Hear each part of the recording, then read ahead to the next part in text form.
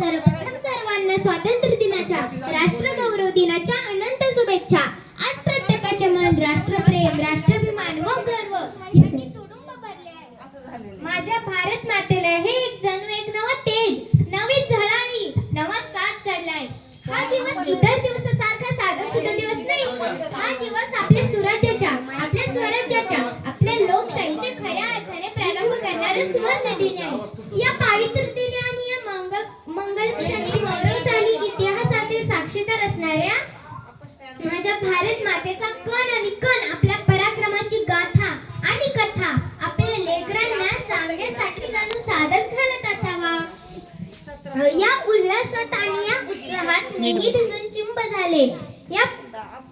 मीही भिजून चिंब झाले.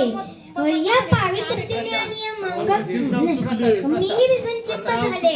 स्वातंत्र्य लढ्याच्या आणि राष्ट्राचे प्रतीक असणाऱ्या या तिरंग्याला वंदन करून 4 शब्द बोलावे यासाठी आज आतुर झाले.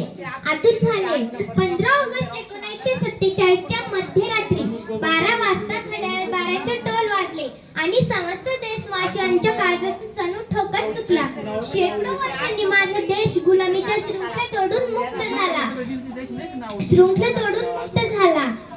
याच दिवशी एका नव्या युगाचा, नव्या पर्वाचा, नव्या लोकराज्याच्या खऱ्या अर्थाने प्रारंभ झाला. म्हणूनच तो क्षण, ती रात्र आणि तो दिवस संपूर्ण भारतीय इतिहासात सर्वात मौल्यवान आहे. आणि यासाठी आज म्हणते, उत्सव 3 रंगांचा आज नभात कसा सजला. उत्सव 3 रंगांचा पहा नभात कसा सजला. नतमस्तक मिळते सर्वांचे ज्यांनी भारत घडवला. सौभाग्य दिनी गल्लीपासून दिल्लीपर्यंत, लहानापासून थोरापर्यंत सर्व जाती धर्मांच्या अबलवृत्ती ठरणारा हा स्वातंत्र्याचा सोहळा आपण साजरा करीत आहोत. एवढे बोलून मी माझे भाषण संपवते. जय हिंद, जय भारत.